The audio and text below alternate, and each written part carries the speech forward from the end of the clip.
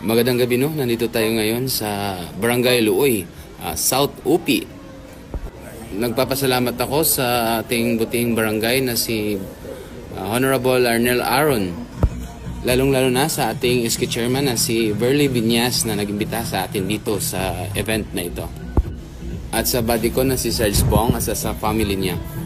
Salamat po sa pag-iimbita bilang isang punong hurado sa gabing ito. Ito yung ginawa ni Sarge Boss, no? Nandito si Sarge Bong nasa likod, sabay yung mga chikiting niya. So, si Sarge Boss naman ay dito sa harapan. Yan, ito yung unang intermission number ng mga bata sa Barangay Luoy. Wow!